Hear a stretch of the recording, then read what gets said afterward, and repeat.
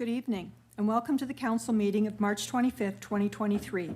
The meeting is being live streamed on Facebook Live, and the most up-to-date meeting package is on the Town of Kentville website. This meeting is called to order. Have all of the councillors received and reviewed their meeting package? Does any member of council have information pertaining to a matter before this council which has not been publicly circulated? I will remind members of council that we are in decision-making mode and we should be mindful of our decision-making. We have committed to making balanced and respectful decisions and adhering to our code of conduct. This council, through policy and by motion, has adopted Robert's Rules as our rules of order, our parliamentary procedure. We will be voting by electronic means for all votes except administrative. Are there any conflict of interest issues we should be aware of before this meeting commences? The chair will note that all members of council are present and we have quorum. We have been provided with a proposed agenda. Are there any further additions to the agenda? CAO? Two items, Mayor Snow. So first, on the agenda, you'll see item 6E, which is an RFD for conference expenses. That was removed by Councillor Zabian on Friday. So 6E will be gone, and so 6F will become 6E. And then I believe a document was circulated to council over the weekend with regards to a code of conduct breach. So council will need to consider if they're including that on the agenda as 6F. Thank you, CAO. So there is a request to add an agenda item to, or an item to the agenda. Council, how say you? All those in favor? Those opposed? And the motion is carried. Thank you. Or not the motion, but the item will be added to the agenda as item 6F. Is there anything further? There being nothing further, a motion to adopt the agenda as amended. Deputy Mayor, thank you. Councillor York for the second, thank you. All those in favor? Those opposed? The motion is carried. Thank you. The minutes of the February 27th, 2023 council meeting have been distributed for review. If there are no changes, the minutes are approved as distributed. If there are changes, the recording secretary will annotate the minutes in red, and the annotated minutes will be added to the electronic meeting file as approved. No changes, all good, thank you. Deputy Mayor Savage, if you could please take the chair as the next item concerns.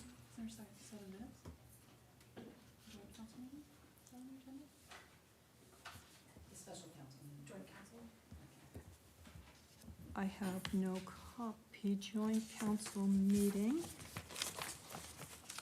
Okay, we have a second set of minutes. Sorry about that. From a joint council meeting with our colleagues in Wolfville and in Kings County. And if there are no changes to the minutes are approved as distributed. If there are changes, the recording secretary will annotate that.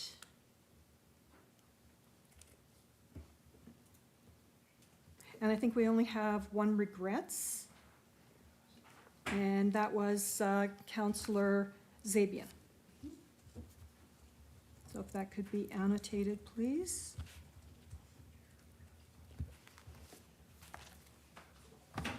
All right.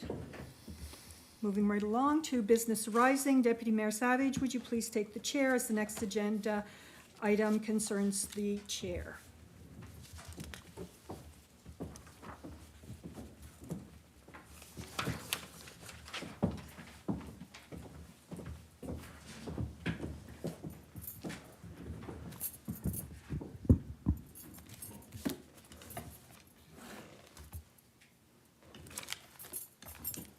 Good evening. A code of conduct complaint investigation against Mayor Snow dated March 8th, 2022 was carried out, and the details are included in the package. We have a report from Charles Thompson and a further motion of council. Mayor Snow, I will provide you with the floor to speak. I'm so sorry. Just one second. There you go, my apologies. Council, thank you again for the opportunity to speak. I have nothing further to say.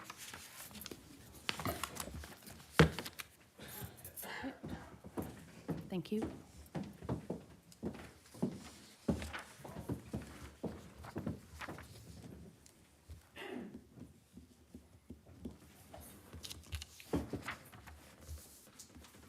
All right, the recommendations arising from the CAC meeting on March 13th will be presented by Councillor Zabian. Councillor, Mayor Snow, could I just make one comment really quickly? with regards to Actually, I the could ask through the recommendations? chair. Well, no, I'm wondering if Deputy Mayor Savage could read the resolution from the minutes. Councillor Zabian, that matter is Well, I completed. don't want you to read it, because I'm not asking, it's completed, thank you, you don't have the floor. However, you do have the floor for recommendations and reports. All right.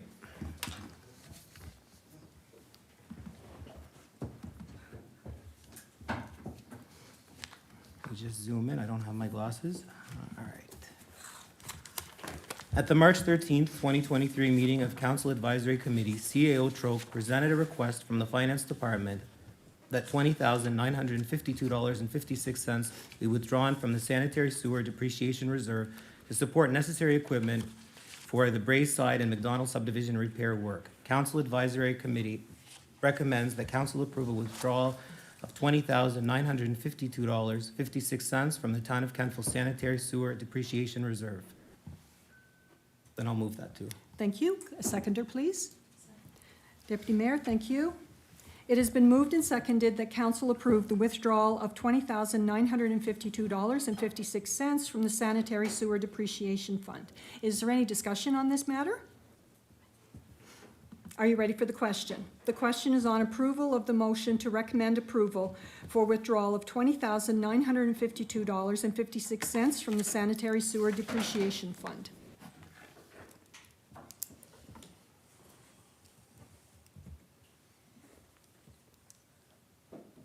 Voting is now open.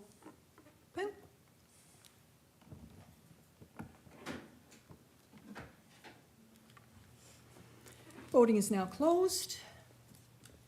And the motion is carried. Thank you. At the March 13th, 2023 meeting of Council Advisory Committee, CEO Troke presented a request from the Finance Department that $86,181.34 be withdrawn from the capital reserve to support necessary equipment for recreation, transportation, and economic development. Council Advisory Committee recommends that council approve a withdrawal of $86,181.34 from the Town of Kentville Capital Reserve General Allocation. So moved. Thank you. Councillor Maxwell, thank you. It has been moved and seconded that council approve the withdrawal of $86,181.34 from the Town of Kentville Capital Reserve General Allocation Fund. Is there any discussion on this matter? Are you ready for the question? The question is on approval of the motion to recommend approval for withdrawal of $86,181.34 from the Town of Kentville Capital Reserve General Allocation Fund. Voting is now open.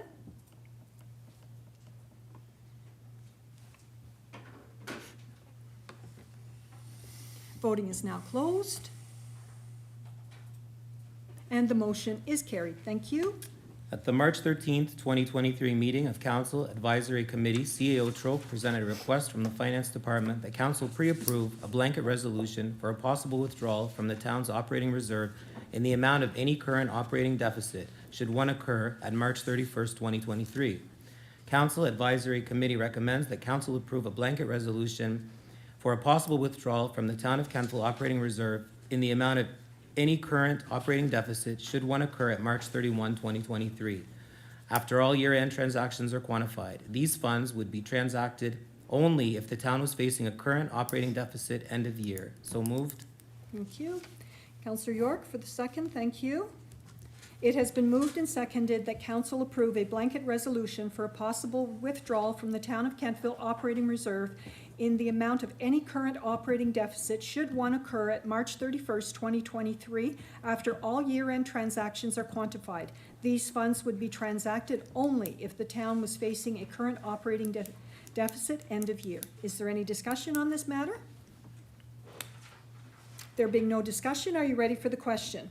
The question is that council approve a blanket resolution for a possible withdrawal from the Town of Kentville Operating Reserve in the amount of any current operating deficit should one occur at March 31st, 2023, after all year-end transactions are quantified. These funds would be transacted only if the town was facing a current operating deficit end of year. Voting is now open.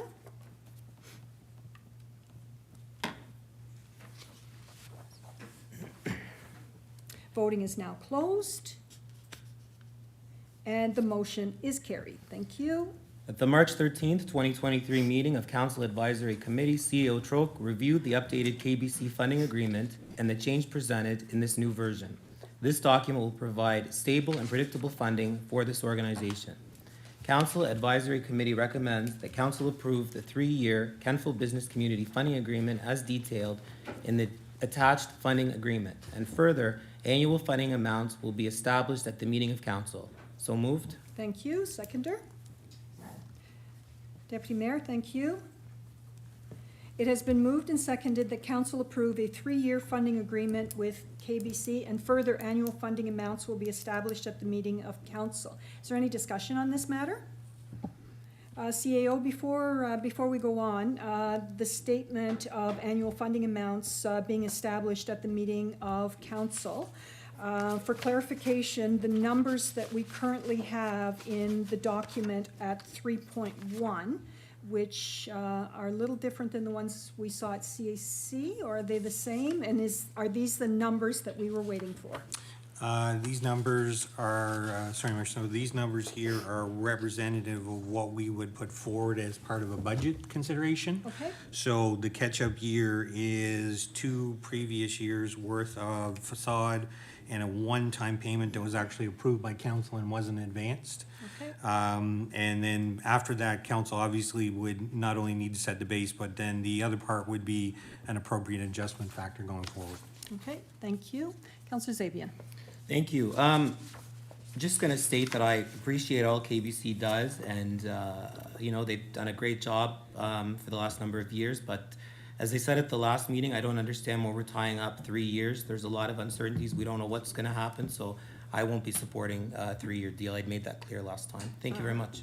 Thank you, Councillor. I think you will have to withdraw your motion, as since you moved it, you should not be, so if you're going to withdraw that, so would someone else move that motion, please, for KBC? Councillor York, thank you. Deputy Mayor, are you still good as the second? Okay, very good. So therefore, your statement is noted, Councillor, and please ensure that that the minutes reflect that. And our motion is that council approve the 3-year Kentville Business Community, the question is that council approve the 3-year Kentville Business Community Funding Agreement. Oh, Councillor Maxwell?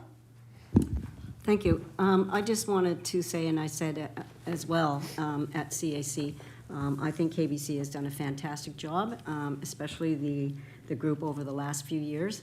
However, I have a problem with taking a 3-year agreement into a new council. I would have preferred to see the 1-year agreement. Thank you. Thank you. All right. Solicitor? Before you bring this to a vote, and I know you asked CAO Troke, but the second part of this resolution at CAC really was a CAC resolution, and I know it's on the floor now as part of the council resolution. But I question whether or not it's clear in the resolution when the decision as to numbers will be made. I think what I heard from CAO Troke is that will be part of the budget process, but that's not what the resolution says. And I might encourage someone to consider an amendment to the resolution before you vote on it to make sure that that is clear. Like I say, the second part of that motion was really a CAC motion and not part of the recommendation to council, right?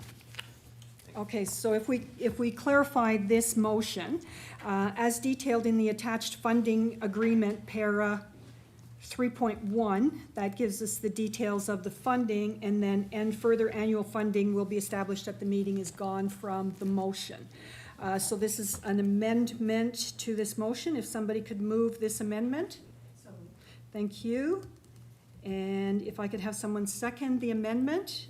Counselor Huntley, thank you. So we now have an amendment which has been moved and seconded that council approve the 3-year Kentville Business Community Funding Agreement as detailed in the attached funding agreement, para 3.1. I still don't think that makes sense. I don't think I need to say para 3.1 because the funding agreement is as detailed in the attached funding agreement. I would agree, and then it's simply a question of whether or not you're approving those figures tonight, or whether that's waiting for another night. If you're approving the figures in the agreement, then that's all you need to say, is you're adopting the agreement as presented. But if you're delaying approving of the figures, then you're approving the agreement subject to confirmation of those figures as part of your adoption of a budget later. Thank you. So if I could, basically what council would be looking at tonight is that you're agreeing in principle to the structure of the agreement with funding to be ratified at the budget. So that changes it again. That council approved the 3-year business community funding agreement as detailed in the attached funding agreement. Why do we have agreement twice? But in the funding agreement as detailed in the attached funding agreement, subject to approval at operational budget? Correct.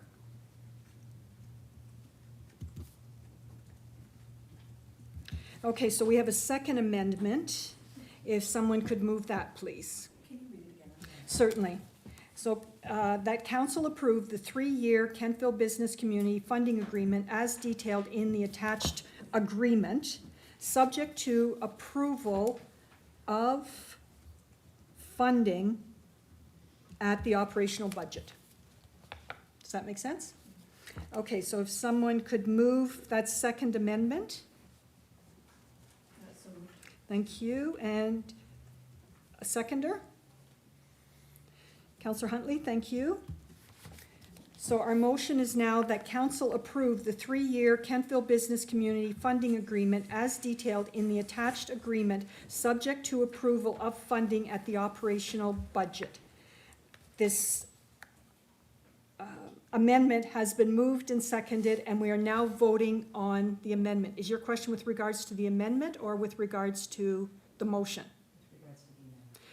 Okay, let me get this, no, you have to talk first. Go ahead, please.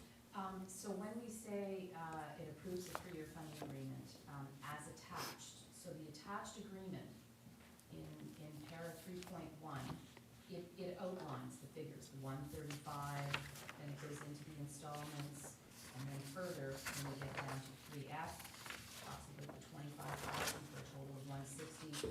So by virtue of that being in the agreement, wouldn't we be voting on the fact, if we're voting on that agreement and it is contained in such agreement? CAO? No, it's okay. So first what I can say is, if council so chose to accept all of that tonight, you can. Right. But what I understood, and this is where the 3-year agreement, as it is written, is satisfactory to council, and these numbers will be the numbers that will be coming forward in the operational budget. So Okay. you're basically tonight saying we're fine with the agreement, and then the funding envelope will get approved at the budget. Okay, so if we're comfortable with the numbers as outlined in the agreement, that could all be the same motion, could it not? It could be. Okay, we're only permitted to make 2 amendments to a motion, so we are now back to the original motion. Yes. At this point, sorry. Go ahead, CEO. At this moment, if council so chose to not go with the amendment, if you went with the original motion, as per what the solicitor outlined, you are approving the agreement and the funding envelope jointly. Okay. I have no idea if we're amending or not at this point. Could the motion be rescinded? The motion, we can do a reconsideration because it's the same meeting, same time. So if we just kill that, oh, I see the solicitor coming back. I think you have the amendment on the floor. If the cleanest thing would be to defeat everything that you have in front of you, perhaps, and if the intent, which is difficult to know until you discuss it, if the intent is to approve the agreement with the figures in it, then simply defeat what you've got on the floor and put something else fresh on the floor as a motion. Okay, so we have an amendment that has been moved and seconded that says that council approve the 3-year Kentville Business Community Funding Agreement as detailed in the attached agreement, subject to approval of funding at the operational budget. Is there any further discussion on that amendment? Then we will, the question is that, and it's for the amendment, that council approve the 3-year Kentville Business Community Funding Agreement as detailed in the attached agreement, subject to approval of funding at the operational budget. So we are voting on an amendment. Does that make sense? Yes. Does that work for you, Jennifer? Okay, voting is now open. And if we defeat this, we can go back.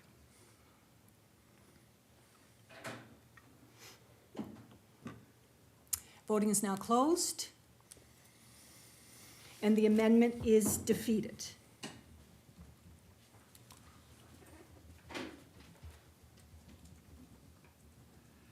So we are back to the original motion that Councillor Zabian put on the floor, that council approved the 3-year Kentville Business Community Funding Agreement as detailed in the attached agreement. And further, annual funding amounts will be established at the meeting of council. However, that is not applicable to this. So that gives us the original amendment from Councillor York. Just to be clear that Councillor Zabian couldn't put it on the floor. That's correct. Okay. So our new motion will be that council approve the 3-year Kentville Business Community Funding Agreement as detailed in the attached agreement. Thank you. And a seconder?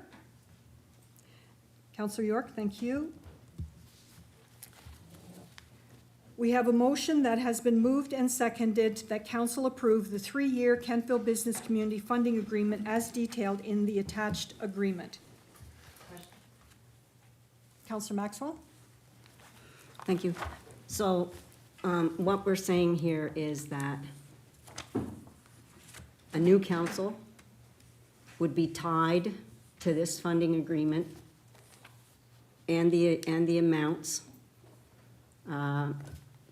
for 2 years of their term. Is that correct? That's correct. And regardless of what the operating budget is at the time. Is that correct? Which operating budget? Well, are the you- operating budget in each of those years. So the You're operating talking about the budget. town of Kentville operating Yeah, budget. and so that's now set? That's y- now set in stone in that budget 2 years down the road? Councillor, we have a special levy Mm-hmm. to collect the funds for KBC. Okay, but that's See- gonna be set, right? So there is a termination clause in the agreement. Okay. So the ability with 12 months' notice to be able to end. So if for some reason operationally there was a need, you are going to give a 12-month runway to both, either party can give a 12-month runway to the other party to end the agreement. So effectively, this is going into our operational budget for 23-24, an agreement's being signed. If you get 12 months out and there was, for some reason, there is an ability for the parties then to look at termination. If you needed that, that clause is there. Okay, and one more question. Could a new council rescind this? 1 year's notice, yes. Yes, okay, thank you. Welcome. All right, is there any further discussion on this matter? You ready for the question? Sorry. Oh, Thank Go you. Do we have similar agreements between the town and other agencies, like through like rental agreements? Or I'm thinking specifically of like the Art Gallery or the Historical Society, where there are agreements in place, not funding, because this isn't, that wouldn't be the same, but where we would have a clause that would carry over? Or is it all annual? See it. Your closest to it would actually be in our intermunicipal service agreements, so like with Valley Rent and so on, which we'll be talking about later. But typically, most of those agreements now, as we're exploring going forward, are going from 1 year to 2 year Okay. agreements. So this would mirror closer to those. Thank you. If there's no further discussion, are you ready for the question? The question is that council approve the 3-year Kentville Business Community Funding Agreement as detailed in the attached agreement.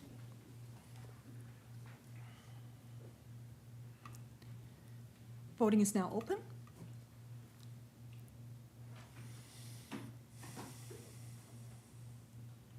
Voting is now closed, and the motion is carried. Thank you.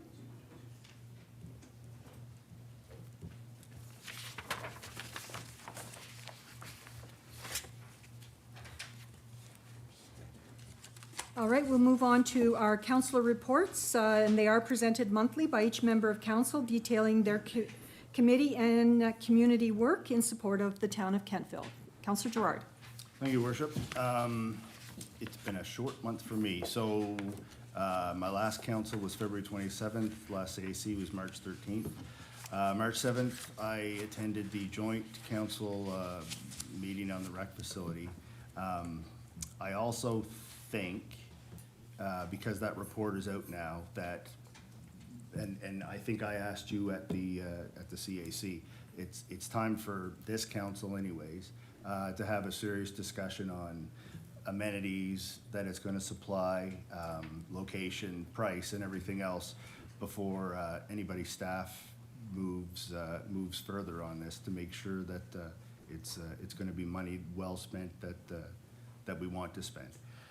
March 16th, Kentville Joint Fire Services, and there was some budget discussions. And then March 20th, I attended the ratepayers meeting for the Kentville Joint Fire, or for the Kentville Volunteer Fire Department. And the area rate increased from .00378 to .00397 per 100 of assessment. Thank you. Thank you. CAO, based on Councillor Gerard's comments with regards to the recreational facility, could we put that on our next CAC agenda as a conversation for council, and perhaps with, because typically our rec staff is here at that time, and, you know, maybe we can, as he says, get some consensus on what we're looking for in that facility. Yes, we can, and I know that the recreation staff has been doing some work around our existing facilities as well, so it'd be a great opportunity to give an update on both. Okay, perfect. Thank you. Councillor Huntley. Thank you, Madam Chair. It was a light month for meetings. The Diversity Kings County, they did a recap on their African Heritage Month. They also talked about their International Women's Day and Ramadan plans that were moving forward. It was an online meeting. There were 3 FCM Standing Committee virtual meetings. Info is attached. And there was many meetings, attended Rotary Luncheon, Annapolis Valley Chamber of Commerce AGM. And the one meeting that I thoroughly enjoyed was the Kentville Fire Department ratepayers meeting, because I'd never attended one before, and I learned lots there, so that was really cool. There was a lot of questions around subdivisions about three-way stop signs. One sign was hit and it disappeared, so they were wondering what happened there. And I've already sent an email to yourself and Dave about that, which there was one replaced, to let you know. And then lots of questions around the McDougall Heights. I had a call with a resident about a pickleball facility inquiry, and also about the PACE program. That's it. Thank you. Thank you. Councillor Maxwell. Thank you. First of all, apologize for there be nothing on the, on my report here. I don't know what happened, but my report is here all filled in. So, and it was in early, so it would have been nice to be told there was nothing on it.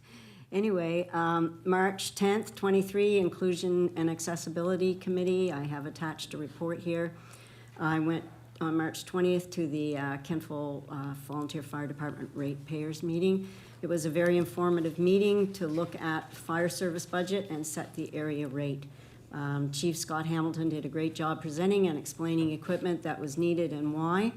A new truck is in service and a tendering process will begin to replace another in 24-25. I would encourage citizens to attend this yearly meeting to see the great work our fire service is involved in and the types of equipment that is needed, because it's quite eye-opening. With inclusion and accessibility, this meeting was a learning session conducted by Chartel Lyon on anti-racism basics. We discussed what racism is and how we see it in our daily lives, systematic issues faced by minorities, and colonialism. There was wholesome discussion and many takeaways. For example, did you know that in 2016, 3.5% of Canadians were black, 4.9% were Indigenous, and 72.9% were of European descent? And that if a white person makes $1, then their counterparts, a black man makes 81 cents, a black woman makes 73 cents, an Indigenous man makes 68 cents, and an Indigenous woman makes 63 cents, so quite eye-opening. We will continue this training at our next meeting, and when we will discuss how to be an ally. A very worthwhile session, and I'm looking forward to our next session. And that's my report. Oh, one more thing. My report was in on Wednesday morning, but Wednesday evening I attended the Kentville Historical Society AGM. And I will report on that a bit more next time, but it was a wonderful presentation by local historian Louis Comeau, and it was an extremely well-attended event. I was very impressed. Thank you. Thank you. Deputy Mayor. Thank you, Worship. So March 7th, I attended, along with the rest of council, the joint council meeting for Kings County, et cetera, for the Regional Recreation Facility feasibility study. And the public review online is there, and I think we have the project contact as Rob Frost, who's the Deputy CAO for Kings County. March 8th was Investment Advisory Committee, where our portfolio stands at approximately 13.4 million. Our year-to-date rate of return is 2.33% versus the balanced income CAD of 2.6. We had some fulsome discussions around bonds and pref shares, common shares, and right now we're currently at about 32% equities in the portfolio. March 16th, I attended Regional Sewer, where we had operations and compliance updates. We talked about the BOD levels discussed for the town of Kentville.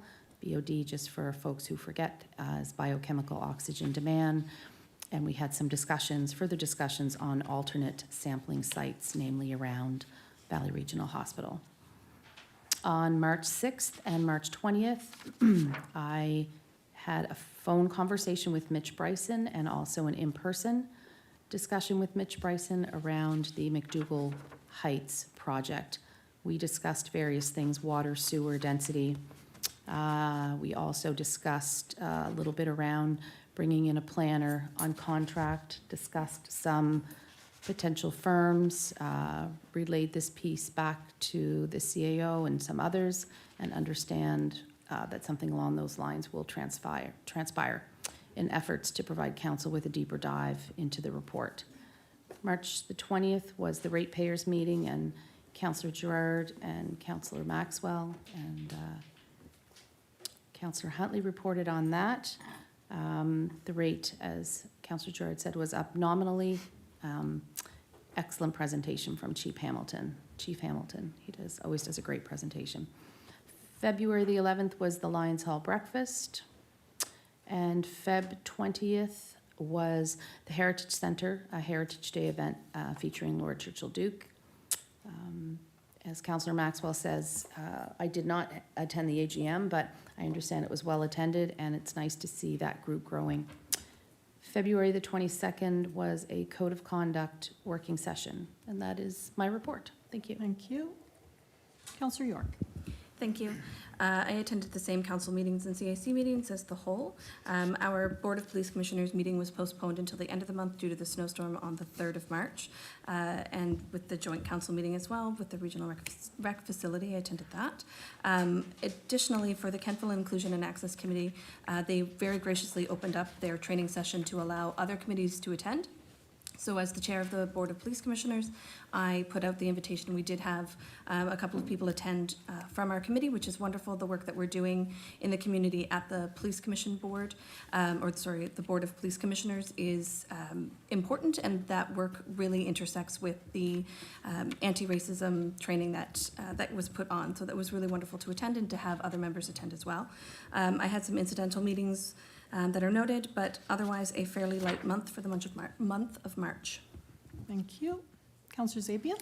Thank you. I attended the last council meeting and last council advisory meeting. I was not able to attend the joint regional meeting as I was out of province. I will touch on the Kentville Volunteer Fire Department meeting on March 16th. Councillor Gerard's the chair, but I just want to touch on a few things. Truck Tower 41 is scheduled to go in June for refurbishment, and they drive these trucks to Montreal. Takes a few months for the refurbishment, and the cost is around $400,000.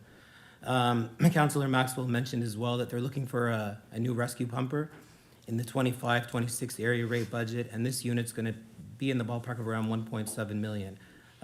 They look now because the build time for these units are around 600 days. And the membership for this department is around 58 members. I think they're down a few people. I was at the ratepayers meeting, and I'll echo what the rest of them said. Chief Hamilton presented very well. I've had phone calls with and emails and lots of engagement with the citizens of McDougall Heights. And my expenses for the last 11 months have been $469. And to those celebrating, happy Ramadan. Thanks. Thank you. Councillor York? Thank you. Councillor Gerard, or sorry, not Gerard, Councillor Zabian. Through When the chair, Tower please. 41, sorry? Through the chair. Sorry, through the chair. When Tower 41 is gone for refurbishment, is there a backup plan for those months that it's gone? No, I think they have enough trucks. I think they're covered Okay, for that period. Yeah.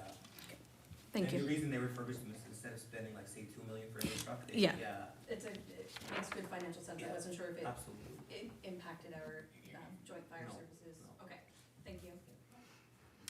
CAO Troke, if you could please provide council with an update on the operational matters that were discussed 2 weeks ago. Thank you. So prior to this session, there was a number of questions that come out at last CAC around a few financial items. So an email has gone out to council on those items. Staff continue to work on the budgets, the capital budget. I know Dave Bell has been out measuring sidewalks and getting prices on concrete, so that work is being completed. On the operational side, actually, our next internal meeting with staff will be tomorrow morning.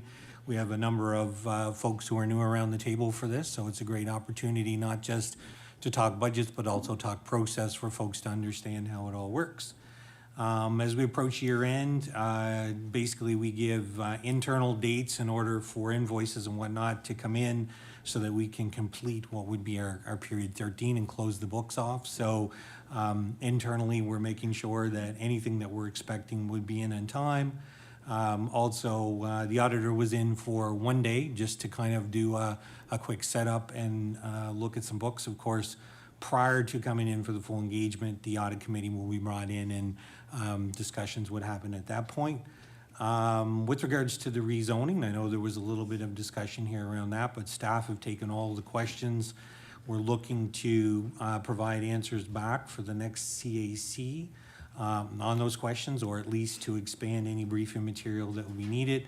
Also, I've had some conversations with third-party planners to be able to come in, and if there's any specifics that would need to come directly from a planner, that would be added to the report for council's benefit.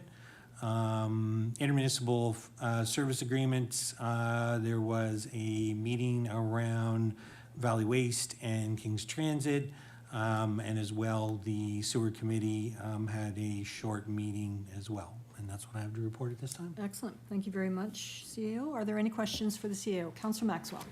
Thank you, and through the chair to the CAO. You say that we're going to have a planner be able to look at the proposed subdivision thing in McDougall Heights. Will a planner be available to meet with council to answer council's questions? Through Mayor Snow, certainly I could look at that at this moment in time, just because of the short turnaround. We're engaging someone to look at it. Obviously, the intention would be that that person would be available there through the entire process. But I will have to find out their availability to kind of for a specific meeting, but I will ask and I'll get back to you. Okay, thank you. Are there any further questions for the CAO on his report? All right, moving on to the mayor's report. A couple of new things. The Valley Wren is looking at a land-based database for the region, and this would be for people who are looking for vacant land. And this database actually has the capability of putting GPS and GIS data into it, and then it has different kinds of buildings that you could put on it. And as well, based on our region, you would know what rules and how far it had to be from the edges and that sort of thing. So it looks pretty cool. It's in the works though, so we're not there yet. I am a member of the Asset Management Planning Conference in September. It is planned for the city of Moncton.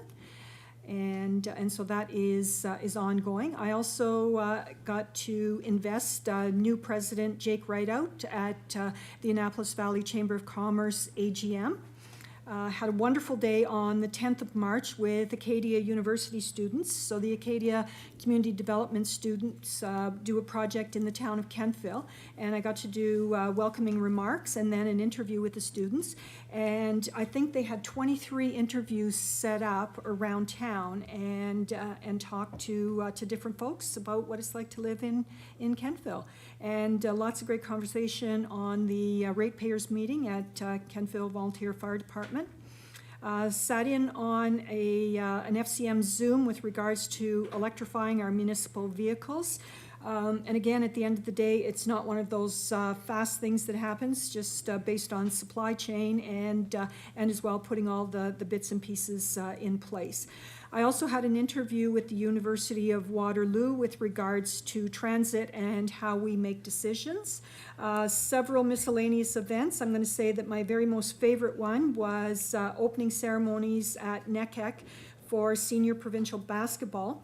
And it was one of the first times where both the senior girls and senior boys were present at their school and part of it. And the girls went on to win the provincials. I think they're tier 2, but it was really quite exciting. And on the 8th of March, I got to speak at the International Women's Day at 14 Wing. And last week, I opened the King Senior Safety opening remarks, and they were doing a day on Facebook. So lots of great things happening with senior safety. If you're interested, they do have some grants, and they are tied with the Mentoring Plus folks. So it's well worth your time. And that is my report. So we'll move on to new business. Our first item of new business is with regards to low income tax exemption. And the recommendation is that it's recommended to council that the attached resolution for low income tax exemption for 23-24 year be approved and forwarded to town council for ratification. Exemption amounts are between $290 and $620. The income ceiling is less than $30,118, and the deadline for applications is June 30th of 2023. CAO, did you wish to speak to this? Thank you, Mayor Snow. So Kentville has used a sliding income and exemption scale since 2014. And in 2023, the property cap on assessment was structured at 7.7%. So this comes from Property Valuation Services. So our folks in accounting have adjusted the scale. Basically, the eligibility around OAS and GIS basically as an individual would be a maximum of 19,774 and a married couple at 30,118. If you look at page 3 on the briefing note, you'll see that under 12,000, between 12,000, 16,000, 16 and 18,000, and 18,000 to the ceiling provides an adjusted amount that is available. And essentially, these are last year's rates grossed up by the 7.7% climb. So, and as the mayor outlined, this is based on your gross household income. However, there are some exemptions. For example, any veterans awards, gallantry awards, whatnot, are eliminated as per the Income Tax Act. And so this would allow us then to be able to move ahead with these adjustments as part of our budgeting process, and obviously individuals be able to apply as soon as possible. Thank you, CAO. Councillor Gerard. No, I had a question about your report, just about IMSAs, but we'll talk about that later. Okay, thank you. Councillor York. Thank you. Through the chair, if I might, the tax exemptions seem geared towards 65 and older. Is there any consideration for tax exemptions for people who don't meet that age requirement? So young families who might not be meeting that threshold?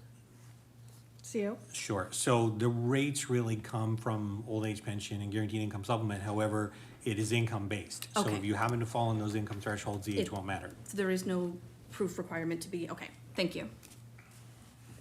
And our finance department is very good at calling people to engage them in this. And if you know of somebody who's in a low income threshold who might benefit from this, it's just a matter of giving them the details. So the motion would be that council approve the attached resolution for low income tax exemptions for 2023-2024 year, and further that the exemption amount is set at $290 to $620, and further that the income ceiling is set at $30,118, and further that the deadline for applications is June 30th, 2023. Someone could move that, please? Councillor York, thank you. Councillor Huntley for the second, thank you. It has been moved and seconded that council approve the attached resolution for low-income tax exemption for 2023-2024 year.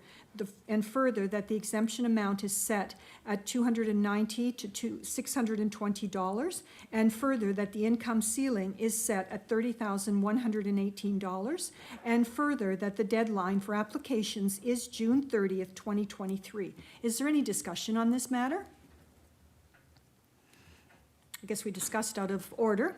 So calling for the question is that council approve the attached resolution for low-income tax exemption for 2023-2024, and further that exemption amount is set at $290 to $620, and further that income ceiling is set at $30,118, and further that the deadline for applications is June 30th, 2023.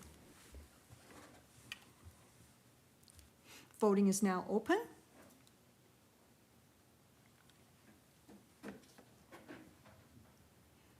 Voting is now closed. And the motion is carried. Thank you.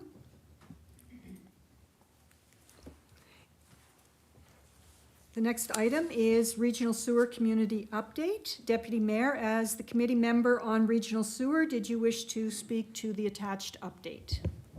Thank you, Worship. So there was a community update through regional, for the regional sewer treatment plant in New Minas. I believe everybody has reviewed that in their meeting package. Obviously, the technical committee has been meeting periodically, and they're bringing forward some great things for the summer of 2023 with the aeration system, changing the shape of Lagoon 1 to improve the circulation, and remove sewage sludge and problematic debris from Lagoons 1 and 2. Aaron Dondale is the manager of operations for engineering and public works, and appears to have a good hold on and a good grasp on everything with the rest of the technical committee members. Director Bell sits on that committee as well. And if anybody has any questions around the update, I'm happy to answer them. Thank you. Thank you, Deputy Mayor. Are there any questions with regards to the sewer update? Councillor Maxwell. Oops, sorry. Councillor Maxwell. Thank you, and through the chair to Deputy Mayor. Does that mean that we won't be getting a smell this summer? That is the expectation and that is the hope for all of us, yes. Alrighty. Moving right along to the Valley Rand Agreement update. We have a recommendation that council approve the proposed Valley Rand IMSA to be in effect on April 1st, 2023. CAO, did you wish to speak to this matter? Thank you, Mayor Snow. So there is not only a briefing note here, which was approved by the Intermunicipal Service Agreement Committee and brought to the Valley Rand Board. There is also the agreement itself with the red line version. What you'll notice, and the most significant change, is that the previous agreement had a 12-month exit clause, and we had a number of communities from time to time would basically at the beginning of the year trigger the clause, and at the end of the year trigger the clause again. So one of the changes that has occurred is that now you must give written notice of at least 24 months effective April 1st of any given year. And once you do trigger the notice, at the end of the 24 months, you have left the agreement. And if a party then wishes to re-enter the agreement, that there is a minimum payment then of a base fee in order to re-enter. So this is creating a little longer ability for contracts to be entered into, and so what with the rent itself, so everything is not restricted to a 12-month period. But also, if a party wishes to leave and they give notice, then at the end of that, they have left the REN and they can rejoin. There is a fee at that point in time to rejoin. And so you also see in here the financial implications, which is the breakout. So for example, the town of Kentville, we pay a base fee, and then we have a population partner share. And so the total funding for all of the partners together comes in at $295,183. So this was an opportunity to bring back that change for our council. Obviously, it's one of those pieces of work that, while I know it seems like those are a couple of simple changes, there was a lot of discussion to get to that point. And so this is at a point where we know now that a number of the partners were comfortable with these changes, and now coming here to our council for approval. Thank you, CAO. So based on that recommendation, the motion would be that council approve the proposed Valley Regional Enterprise Network Intermunicipal Service Agreement effective 1 April 2023. If someone could move that, please. Councillor Huntley, thank you. And for the second, Councillor York, did I see your hand? Thank you. It has been moved and seconded that council approve the proposed Valley Regional Enterprise Network Intermunicipal Service Agreement effective 1 April 2023. Is there any discussion on this matter? Deputy Mayor. Thank you, Your Worship. The town of Wolfville rejoined, when was that? CAO. So this is effectively they're looking at it as part of this year. Okay, thank you very much. Thank you. It's good to hear. Councillor Zabian. Thank you. Through the chair to the CAO, just wondering, was there any opportunity for Valley Rend to come present to us and this time around? I don't think they came this year. They came last year. Sorry. Go ahead. Certainly, I'm happy to extend that invitation. We just would have been nice to have it before, because it's nice to know where, what their plans are for the next 2 years, and that would have been a little maybe easier on the decision-making side of it. Thank you. Thank you. Is there any further discussion? I just thought it would be important to point out that the result of the drafting that's been done here is that Section 38 used to allow more than the minimum number of years, and still reads like it could, that pursuant to Section 38, you could give 5 years' notice, except that the change will not allow that. So there's a bit of a contradiction between the two that I don't think it's a material difference, and given that the parties clearly know what they're doing, it could have been drafted more clearly. I just wanted to point that out. The other thing I wanted to point out was that the addition of Section 40 sounds like there may be an ongoing contractual right when you leave. And I would just suggest that the organization should confirm what's actually intended there. Normally, Once a party's out, they don't have a right to come back. This sounds like it's a right to come back with a payment, and before the parties sign it, they should just clarify exactly what's intended there. Got those, yeah? Yep. Okay, thank you.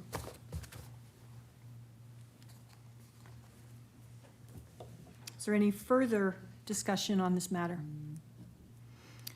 Are you ready for the question? The question is that council approve the proposed Valley Regional Enterprise Network intermunicipal service agreement effective the 1st of April, 2023. Voting is now open.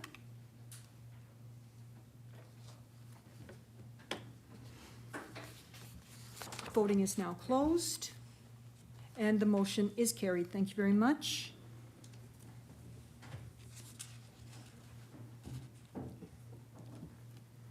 All right, our next item of business is a request for decision with regards to correspondence.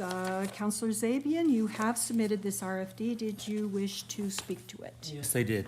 Over the last year and a half, many citizens have written letters to council, and many of these citizens have requested specifically in their letters for them to be added to the council meeting packages. Several of these letters have also not been added to the agenda, and I'd like to know who's making the decision not to have them added and why. Further to that, I would like to ensure that all future letters or emails from citizens requesting them to be added are added to all future agendas, and that all these citizens receive a written response from the CAO. Thank you. Thank you, Councillor Zabian, for providing your perspective. This matter was brought before council in September of 2021, at which time the motion was defeated to read all of the letters, and the matter came before council again in early 2022, at which time council determined that correspondence would be covered under the amended G70 meeting policy, and work on that policy is ongoing. And CAO, perhaps you could give us an update on the disposition of the amended G70 meeting policy. Thank you, Mayor Snow. So as we have in the past, what we try to do is go through the document and look for if there's any areas that would either need to be rewritten, if there's any areas that quite frankly conflict, and have there been areas in which council have had discussions where there's additional pieces they would want. So effectively creating the straw dog. So that work, the deputy clerk has done a significant amount of work on it. I've done some review. There are some pieces where I just need to turn attention to it, so it's not ready at this point. And I have not had an opportunity to sit down with legal counsel on this one either. So our intention when that work is completed, that we would be bringing it back to council if we had, well, with budget going, if we could have maybe a month or two's grace in order to get it back in the door. Thank you, CAO. Councillor Zabian. Thank you, Mayor Snow, and thank you, CAO, for that. The only problem with all this is that we have a policy, and it's called G64, and it comes before G70. And it says, regular, and I can, if anybody wants to look it up, regular council meetings, written correspondence will be included on a council agenda and will be considered during council discussion and debate. So I'm not understanding, we have had this policy for many years. It's, let me see, 2013 it was created. So we're talking 10 years now, and we haven't been going by this policy for the last year and a half. And I still don't have an answer to my question. Why are some letters added to the agenda and some aren't? Somebody is sitting here picking which letters you want on the agenda and which you don't, and that's wrong. We have to take the good with the bad, and obviously we haven't been doing that for the last year and a half. Thank you. Thank you. Councillor Maxwell.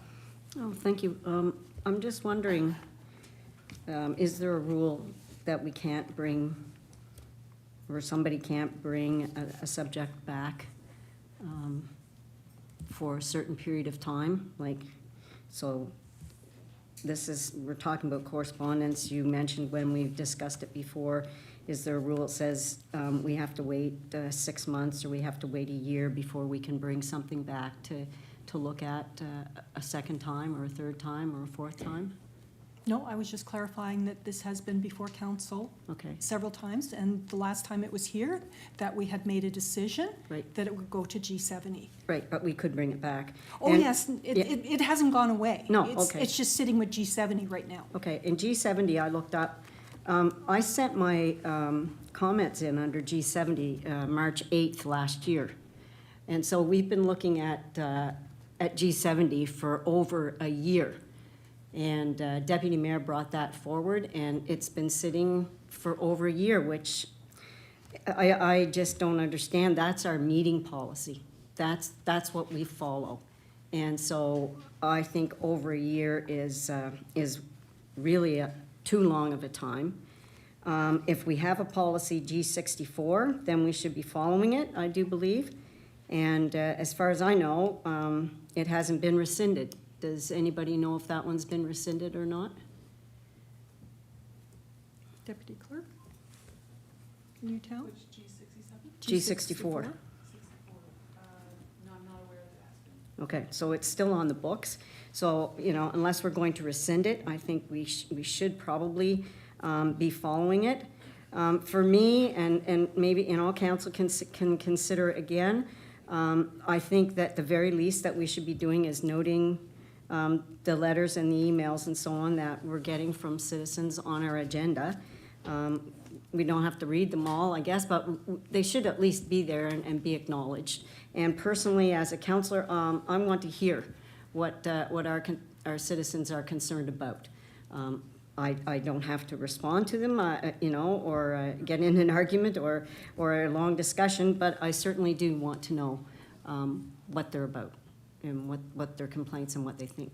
So I think maybe if the councillor across the way wants to make another motion, we should have a look at it again. Thank you. Thank you. Councillor York? Thank you. Through the chair and possibly to the CEO.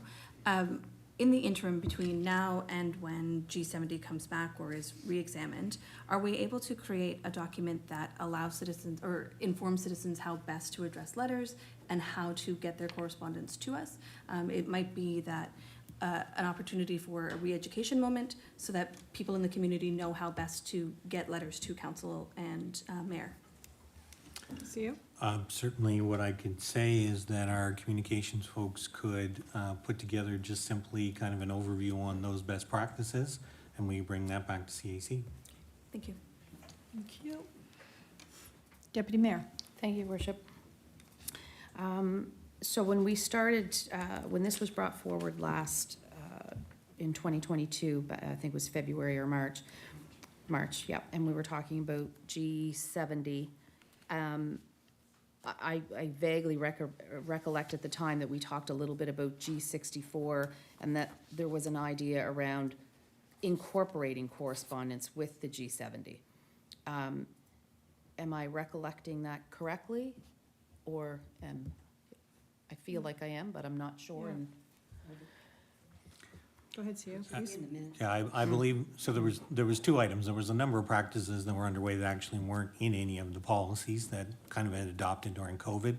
And so council did in 2022 have a conversation and that a number of items were determined needed to be addressed within G70. And that correspondence at that time, as I understood and I recall, is the correspondence was then going to be covered under G70 as part of the meeting policy. So obviously correspondence to the town can happen outside of a meeting policy, but what would happen with that corresponding with the policy in a meeting was what was going to be addressed. okay, thank you. Councillor Zabian? Thank you. I just want to be clear so that there's no miscommunication here. Letters were dropped off at town hall or emailed and not put in the agenda package. So it's not a question of how they got here. They did get here, and they just weren't added to the agenda. And whether we incorporate 64 into 70 or into 75, I mean, we do have a document here that's legal. So I don't think I have to make a motion to start following the policy, but it would be No, you certainly don't. nice moving forward to know that when citizens write us, that they're being heard, because I think it's very, I don't know, and I'm a citizen too, but if I wrote a letter and you just shoved it aside and then a month later, the next agenda package came out and there was letters in there, I'd feel slighted. And I do want to mention, I watched Woofle's meeting the other day and the mayor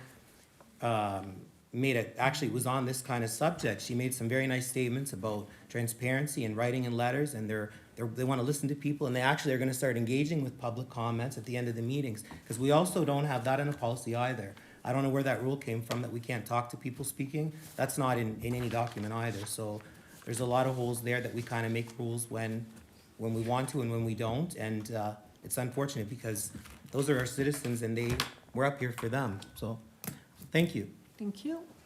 CAO, so based on what's been said, I guess we have a policy, so it's a matter of verifying whether or not G64 is a valid policy and following it. And from a perspective, do you think we could book our June 19th special meeting of council to be a policy working group? I certainly can if council wishes. It would give us a little leeway, as you say. We'd be over budget, and we would have our financial statements would all be finished by then, and maybe we could engage with that. Sure. All right. Thank you, Councillor. Okay, our next matter of business is a notice of regrets. I will be away on April the 11th, CAC meeting, and the meeting chair is delegated to Deputy Mayor Savage. Deputy Mayor, would you please take the chair for the remainder of the meeting, as there are additional items where the chair must recuse. And the time is 7:05.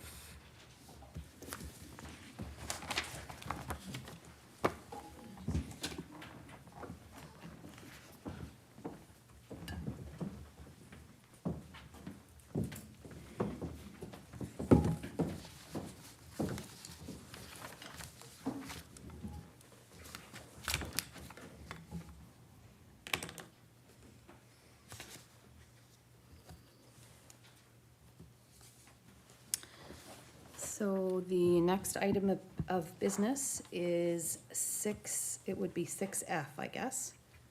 6F or 6G? 6F. F. And this is titled the Code of Conduct Breach, Zabian. A code of conduct breach has been made against Councillor Zabian with regards to inappropriate email communication with the CAO. Council has been provided with an opportunity to review the details. The following motion is put to the members to begin discussion on the matter. And the motion would be that council determine if Councillor Zabian has breached the code of conduct based on the details that have been provided.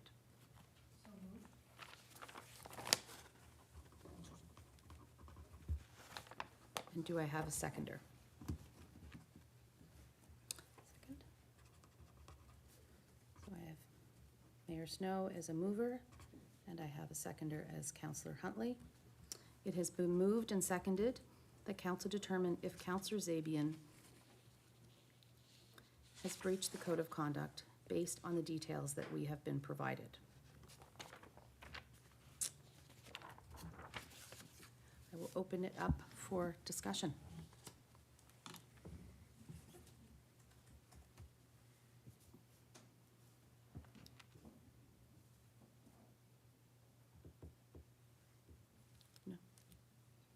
No. I'm sorry.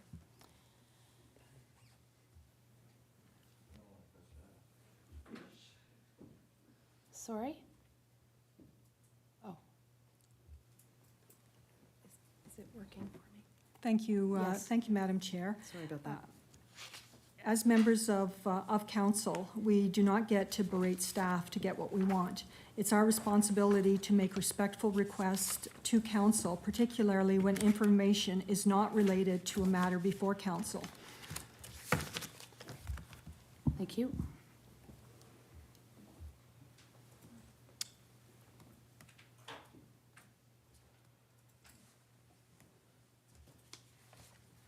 Councillor Maxwell, go ahead.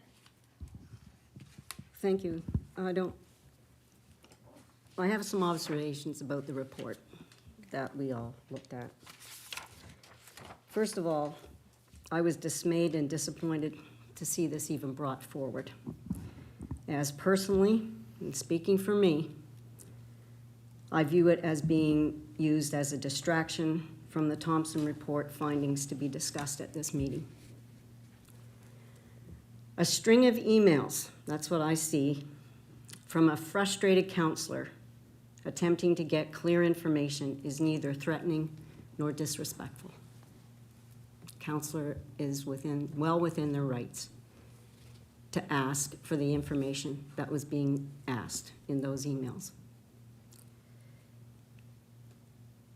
Why was no attempt made to invite this counselor to discuss his ask in private, as suggested in the Code of Conduct, item 4.13.2? That's a first step. You bring the person in. In my experience as a teacher and a coach, if I have a problem with one of my athletes or one of my students, I don't send them off to the principal to have a chew out. I bring them into my office and have a discussion. That's the first step. Another point is that according to the Code of Conduct, the mayor recommends sanctions only if the council is not privy to the breach. You have to read that section, 4.16.3. The mayor indicates that council members saw the emails in question. We're privy. We then discuss any sanctions, and we use those listed in the Code of Conduct. Recommendations only come if we never see what's going on. You have to read the code. You have to stop where the periods end. I feel strongly, and it upsets me, that this action does not help us mend any differences whatsoever and only serves to continually frustrate Councillor Zabian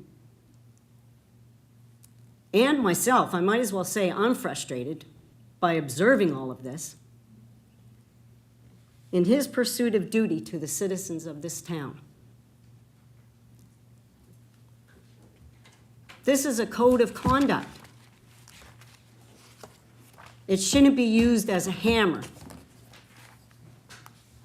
Thank you. Thank you.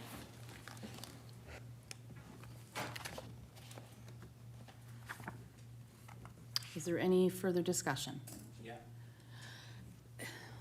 Just one moment. You can just hit next on yours, Okay, and it will light up the next person. yeah, and I didn't see it showing up on the top there for whatever reason. Okay. That's what it was. Okay, so I have Councillor York first, and then I have Councillor Zabian. Okay. Just hit next. Perfect. Thank you, Chair. Thank you. So we voted as a council to endeavor to work and make our workplace safer and better for everyone, which included staff as well as council. The code of conduct breach, as I understand it, is because of how Councillor Zabian was speaking to our staff, which is our CAO, is the only staff that council has interactions with. So I find it discomforting that after that meeting, we still couldn't, or that Councillor Zabian wasn't following the recommendation that we all made together to create a more respectful workplace. Thank you. Thank you. Councillor Zabian. Thank you, Deputy Mayor. I'm on, right? Yes, you are. Yeah, I'll tell you what discomforts me. I'm a counselor, and I was elected by the people of this town. If I have a simple question, I shouldn't feel ignored or feel made to be made less than the rest of this council and the mayor. And this is how I've felt since I've been elected. In response to the email from Mayor Snow regarding the breach in the Code of Conduct, for emailing multiple times about a breakdown of costs associated with council expenses, I would like to know specifically where in the MGA it states that a councillor cannot ask questions in which were never specifically answered, and furthermore, where it states that a councillor may be in a breach for repeatedly attempting to get answers of council expenses. I want that to be clear. All I was looking for was a breakdown of council expenses. I asked that multiple times in multiple emails. I'm not a child. When I have a question and I don't get an answer, I'm going to ask again. That's what we do. It's human nature. Councillor, can I just make a comment?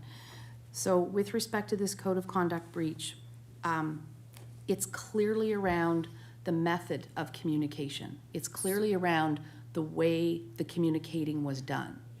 So I'm not allowed to email then? What do I do then? No, no. What do I do, Deputy Mayor? If I don't get an answer in email, what do I do? Do I get an airplane to skylight it from the sky? What do you do? Please. It's What do you do though?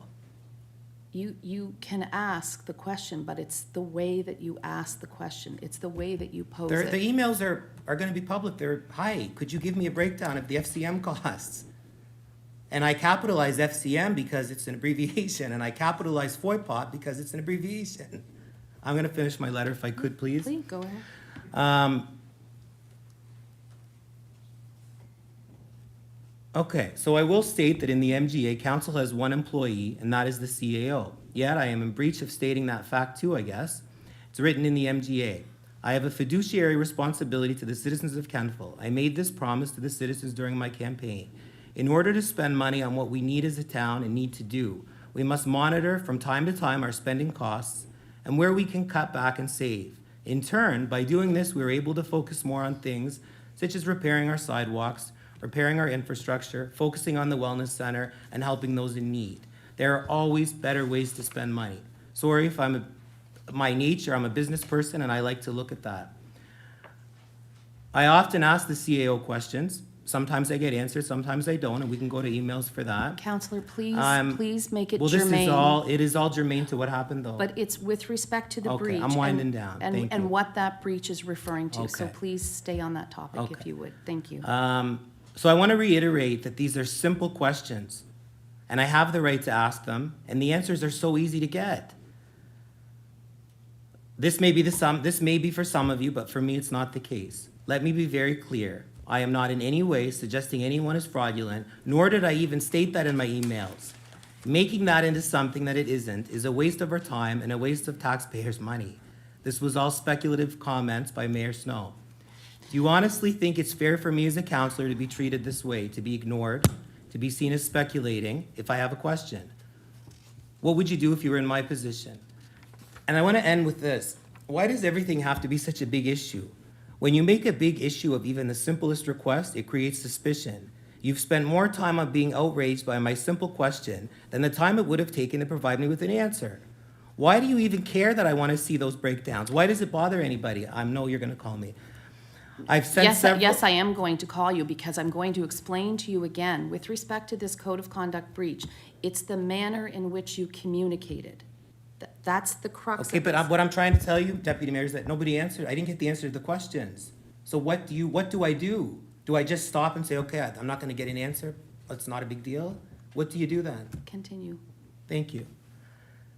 When I asked the question, now that you've got me on the spot here, when I asked the question, I was told to, and all I asked was for a breakdown of FCM charges. And I was told to prepare an RFD, which is a request for decision. So you know what that would mean for all those watching? That would mean I'd have to make a document, and we'd come in here, and most likely, I can't say for sure, it would be 5-2. We all know what 5-2 means, which means I wouldn't get the answer to the question. So and this could be for any question I ask. I could ask what time it is, and I may not get an answer to it. Counselor. So- Counselor. Yes. Counselor. I'm going to take a moment and I'm going to confer with the solicitor, and everybody can just remain where they are, but I'm just going to take a few minutes if you're okay with that. I'm fine with that. Okay, Yeah. thank you.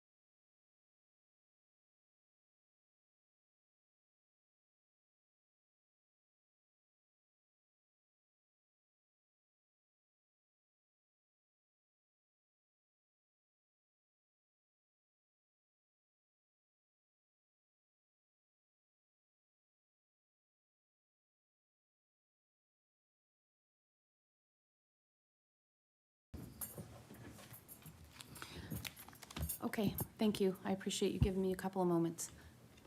Can you continue? Thank you. So I sit here, very frustrated, and these emails I'm sure will be public, which I'm sure that was the intent to have them public. So they're simple emails looking for a very simple generic question. Could you break down FCM charges? That's all I asked. And then I had to ask again, a couple more times, and then I was told to prepare this request for decision, which would mean that people around this room would then decide if I could get that information. And then when that didn't seem to be a good option for me, just based on history, I thought, well, you know what, I'll do a FOIPOP, which is Freedom of Information Act, and I've put that through. So hopefully that information will come forward. All I'm looking for are the expenses that council has spent on FCM travel. That's all I'm looking for. I'm not looking for anything that I shouldn't, or we couldn't, that any of you couldn't ask for. So perhaps Mayor Snow should focus on her own breach of the code of conduct, which was reported in the Thompson report, which is in the package tonight. And again, I just have simple questions. Just answer them. Answer them and move on. Thank you. Thank you, Councillor. Would anybody else like to say anything? Is there any further discussion?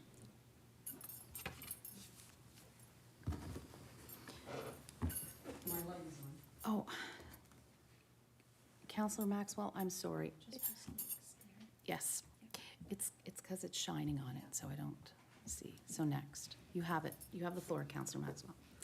Thank you. I hope everybody has gone through and read all those emails. What Councillor Zabian was doing was asking a question, and he wasn't getting a direct answer. And when a person isn't getting the answer that they need, they will reframe the question, and reframe the question, and reframe the question. And then frustration starts to mount. And when you start getting frustration, then you start getting emotions.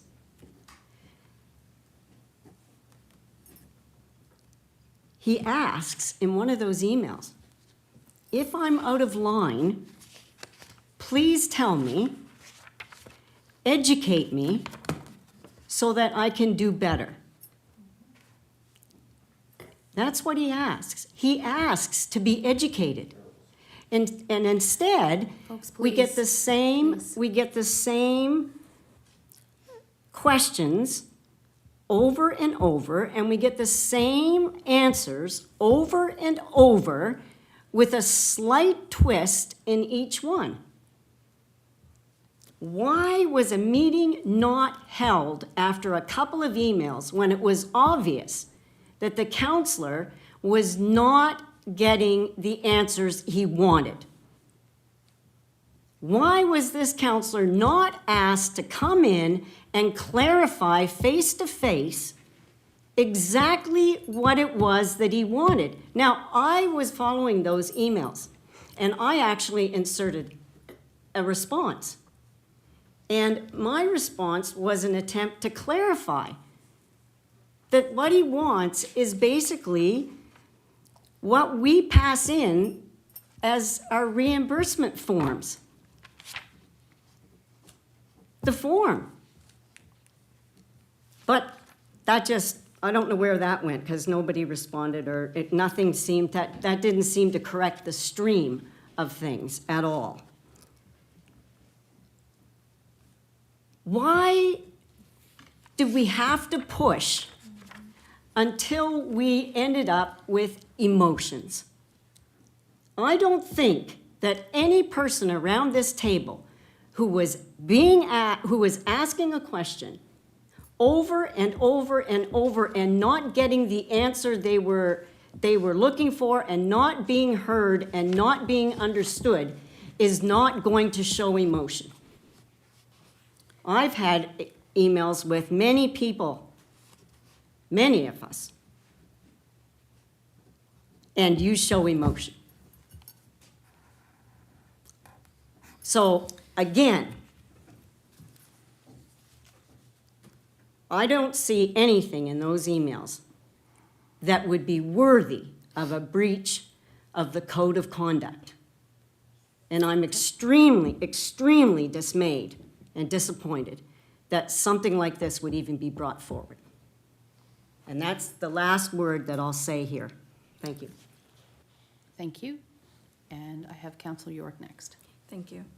So in the email exchanges that will be public, there were a couple of concerning statements as it relates to how we are supposed to be creating and how we have all pledged to create a safe and supportive work environment, or respectful work environment. My apologies. I emailed staff to FOIPOP the information and was denied. I presume staff was directed to respond with the following. There's an implication that the response that he was given, or that Councillor Zabian was given, was not truthful or not forthcoming, or was indeed written by somebody else and then passed on to another staff to present. I find that disrespectful and I find that concerning. There's also an excerpt as it relates to Councillor Huntley's FCM travel, that Councillor Zabian was looking for proof that the town did not fund Councillor Huntley's FCM travel, one of the trips that she paid for herself. Councillor Huntley has expressed that in our meetings, and it would be on her council expense reports and our monthly reports that she would not have put that through. I don't know what we're looking for when the answer is given and not accepted. Thank you. Councillor Zabian, you can speak, just one moment, one more time. Yes, one more time. Just give me 1 second though. Go ahead. Thank you. Just to clarify, I didn't use the word proof. I just asked for confirmation that Just through the Huntley, through the chair, that trip was, and I actually asked for all the FCM expenditures that were paid in 22 and 23. I never used the word proof, so let's stick to the emails. Again, I just want the public that's watching, that's really all I care about. You guys all have your opinions and you've picked your sides from day one in here, and it's unfortunate. We are where Councillor we are. Zabian, I have to call you on a point of order on Okay. that, okay? Point of privilege, you mean? No, I mean a point of order. And, Your verbiage is not in keeping with proper decorum. okay. Go ahead, please, so. A point of order is when anyway, regardless. Councillor Zabian, Yeah. please. It's the public really that I want to listen. All I was asking for were the expenses that the councilors have submitted to be reimbursed with your tax dollars. That's all I'm looking for. I wouldn't have had to send multiple emails if I got that breakdown, which is public. All these things are sent to the province. They have to be. We have to report them. So, I can't fathom for the life of me why this has become so huge. And I think the night that it's become so huge is ironic too. Thank you. Thank you. Any further discussion? I don't see anybody else's lights on, so the motion that council, yes, I'll need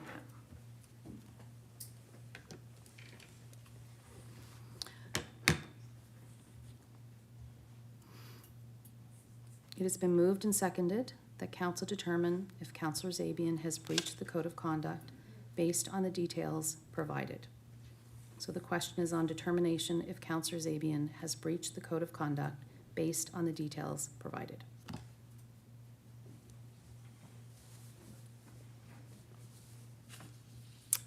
Voting is now open.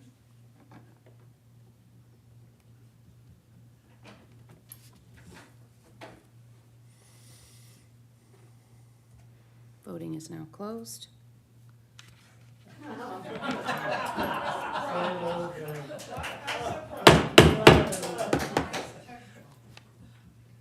I will have order in this chamber. Thank you. You will. Thank you very much. I appreciate that.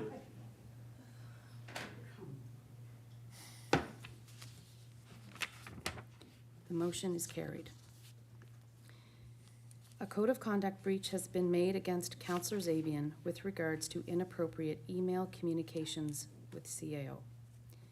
Council has been provided with an opportunity to review the details. The following motion is put to the members to begin discussion on this matter. The recommendation. Due to continuing inappropriate communication from Councillor Zabian to CAO Troke. That recommendation comes from the mayor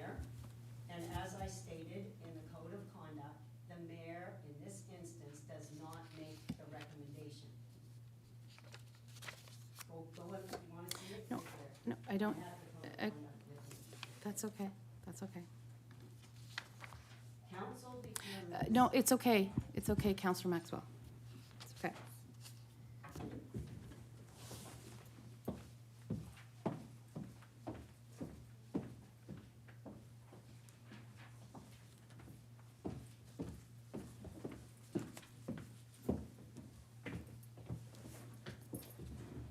Thank you for the point of order, and I see the solicitor coming up, so. If I could make a suggestion, all you need to invite is a motion for what the next step, if any, is going to be. Okay. And there has been a suggestion put forward, and that may or may not reflect the motion, but you can invite a motion at this step. Right? This is step 2. Step 1 was to determine whether there was a breach of the code of conduct. That was step 1. Step 2 is now what, if any, penalty there's going to be imposed. And so anybody could put a motion forward You guys don't want on me, that. you never wanted me in this seat, and, this is embarrassing. I'm not gonna sit up here tonight. You guys should really be ashamed of yourselves. I'm not allowed to ask the CAO a question. I can't ask the CAO a question about the Counselor expenses. Zabin, I'm out of order. debating. Kate, I'm out of order. Thank you. You guys planned all this tonight too. I saw and God knows the conversation that went Counselor on behind. Zabian, Lots of cut dialogue the behind here that we feed, don't know cut the about. feed right now.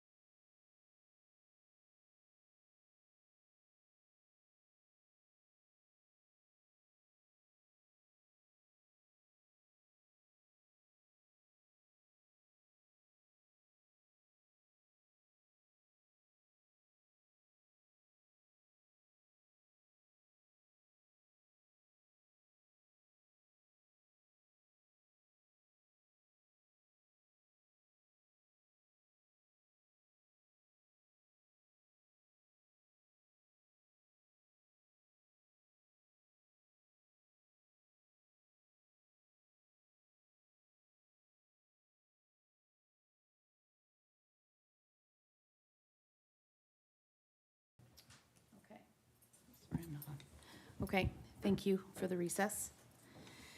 So we're back, and we are looking at the motion that was just passed and carried. Now we're on to the second piece around the code of conduct breach that has been made against Councillor Zabian with regards to inappropriate email communications with the CAO. Council's been provided with an opportunity to review the details. The following motion is put to members to begin discussion for the matter. Does somebody wish to make a motion with respect to this breach? I'd like to make a motion that we table this until next meeting. Is Councillor Maxwell? Can you start again? Yes, I'd like to make a motion that we table discussion about sanctions until next council meeting, so that people have time to think about what it is that they want to do. Thank you. Do I have a seconder on the motion? And then we'll open it up for discussion.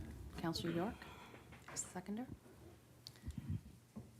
Deputy Clerk, can you read the motion, and then I'll open it up for discussion.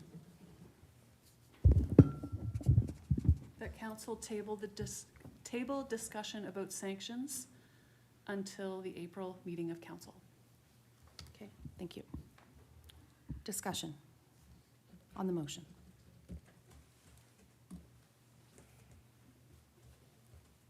Mayor Snow, go ahead. Thank you, Madam Chair. I would like to state that there was legal consultation regarding employment issues arising from the councillor's communication with the CAO. And for that reason, based on ongoing disrespect, that we proceed with sanctions and not table this motion.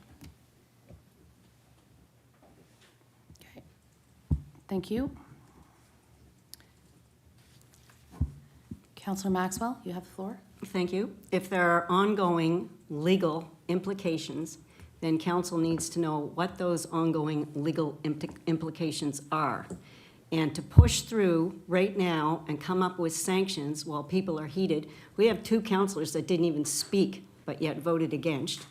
To go ahead and to come up with sanctions right now, I think is just pressing the envelope a little bit too tight. Thank you. Okay, thank you.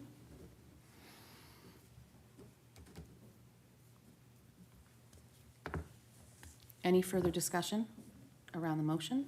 I have Councillor York, you have the floor. Thank you. Given that there are pressing legal concerns, are we able to move this to an in-camera discussion as it relates to the information that might help us make a further decision about sanctions? Or is that something that should be done at a special meeting of council? Thank you, Councillor York, and I am going to call on the solicitor with respect to that question.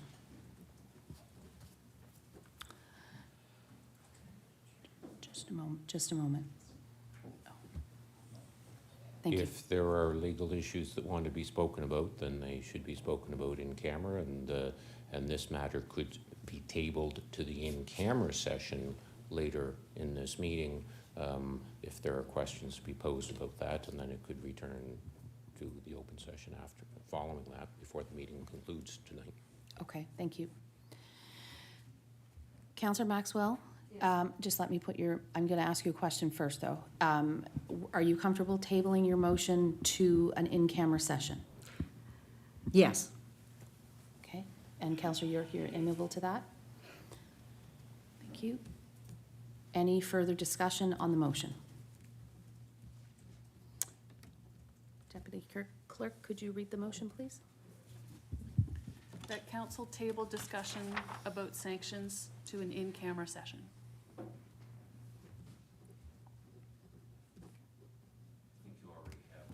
On the floor, I'm looking at the clerk. I think there's a motion on the floor that you need to deal with first, that you've already presented to the assembly. So unless that's being amended, So Councillor Maxwell had made a motion to table it, and then it was seconded by Councillor York. yes. And then Counselor Maxwell agreed to amend her motion, which Yeah. was then supported. So because everybody is paying particular attention to the rules these days, that only applies before the motion's presented to the Assembly, and I think it has been. Okay, So what people often refer to as a friendly amendment happens before that happens. Okay. Once it's presented to the Assembly, it can only be amended by a resolution to amend it. So if we are where I think we are in the process. Okay. You had the clerk read the motion to table, so it's been presented to the Assembly, to council, and thus at this point, knowing what Councillor Maxwell had to say, perhaps council's prepared to vote down the motion that's on the floor and then put a new one on the floor,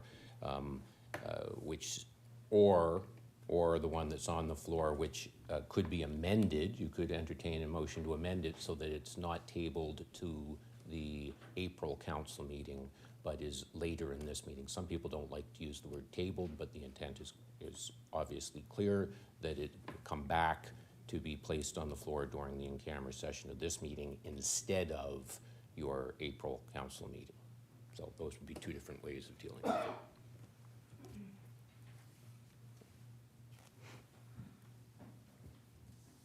Counselor Maxwell. Thank you.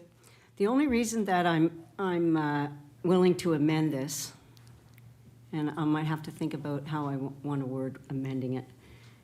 If there is a legal position that the mayor wants to explain, that legal position should be done in camera. But any sanctions that are doled out need to be done in this format in public so that people can see exactly the stand that everybody has. All right? So I will amend the motion to move the discussion about the legal issue brought up by the mayor to an in-camera.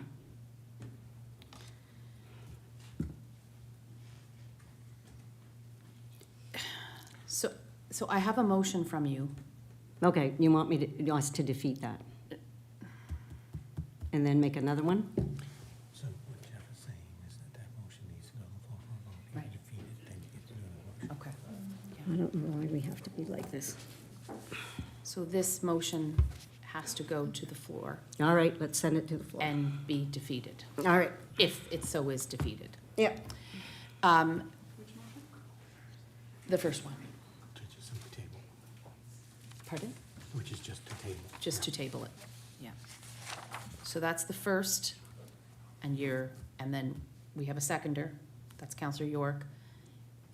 Mayor Snow, do you have a comment? And let me turn your mic on. Thank you. For discussion. I believe that my words have been misunderstood. What I said was there was legal consultation before any of this was done regarding the employment issues arising from the councillor's communication to and about the CAO. I do not have a legal issue. All I'm saying is that there was consultation because my colleague has said that I can't make a sanction. And what I'm putting out there is that there was legal consultation. Thank you. Counselor, I haven't opened it up to you yet. Oh, sorry. So, we're still in discussion mode. Do you want to stay on the same track that we're on, Councillor Maxwell? Well, The tabling? How can anybody make a decision around this table if you don't have all the facts? If there was a legal discussion, then this council needs to know what that legal discussion was. So then I would suggest doing what our plan is to do. To defeat that motion, and then you make another motion, All right. Councillor Maxwell. Yeah. Okay. Everybody's okay with that? Okay. Yes, please do. The The motion is that council table discussion about sanctions to the next meeting of council.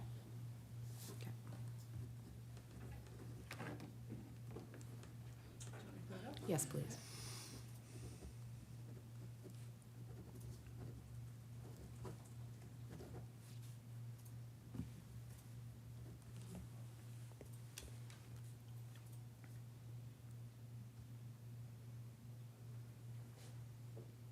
Voting is now open.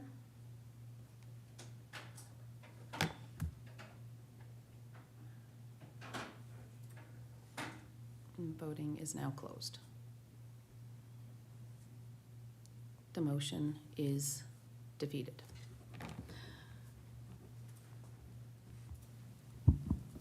Councillor Maxwell, you have the floor.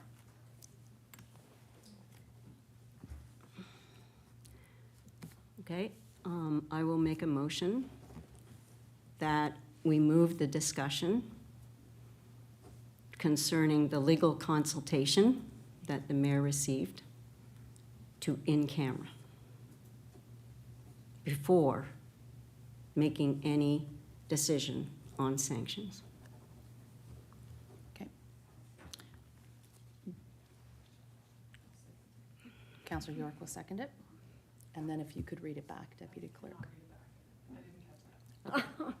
Councillor Maxwell, Okay. you still have the Okay. floor. You still have the floor. Okay, I will say, my motion is that we move the discussion concerning the legal consultation that the mayor had to in camera prior to discussing any sanctions. Okay. Thank you. Okay. Any further discussion around that motion? Hearing none, we will put it to a vote.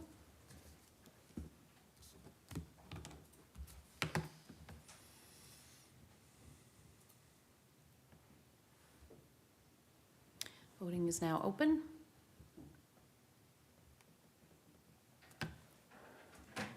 Voting is now closed, and the motion is carried.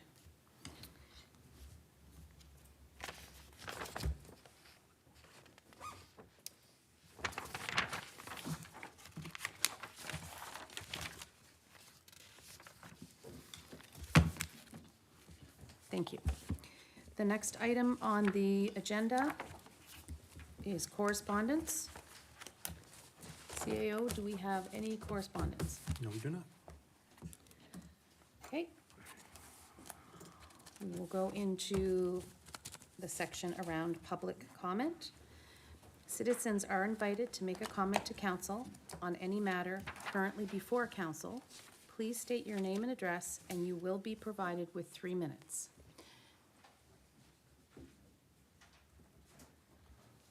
Good evening. Oh, okay, sorry, Ms. Kehoe, your mic is on now.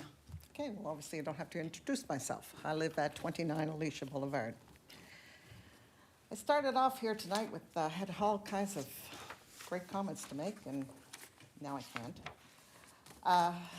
My primary topic is regarding the resolution that's included in the meeting package with respect to the apology by council to Councillor Sabian, and the request of the apology by the mayor to Councillor Sabian.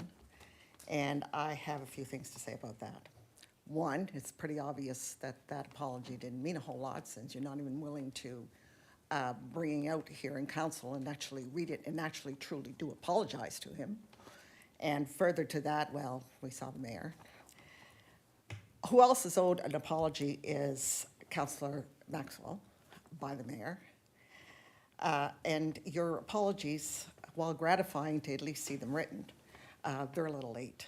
Your apology comes as a result of a legal opinion.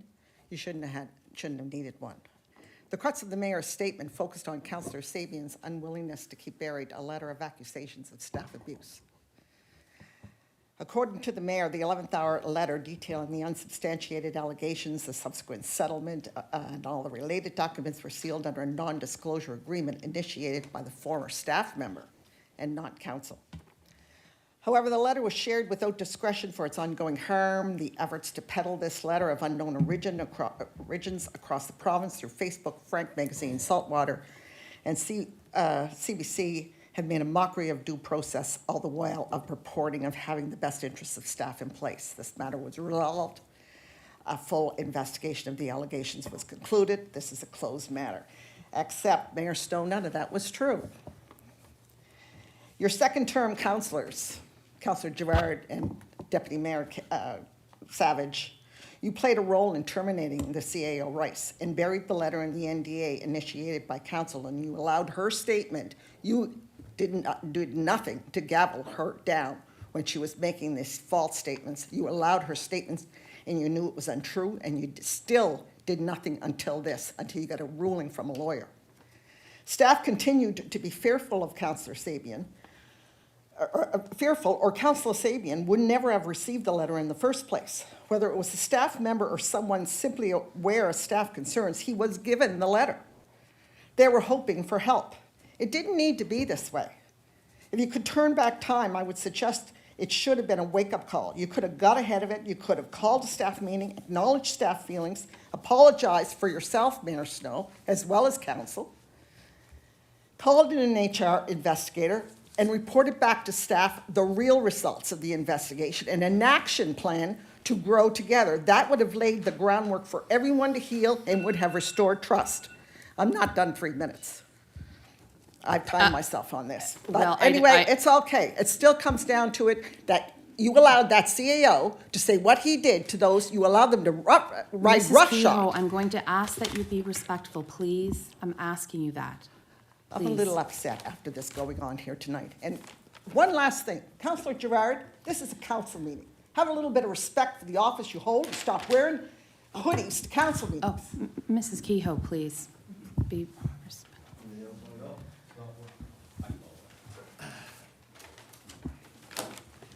Dennis Kehoe, 29 Alicia Boulevard.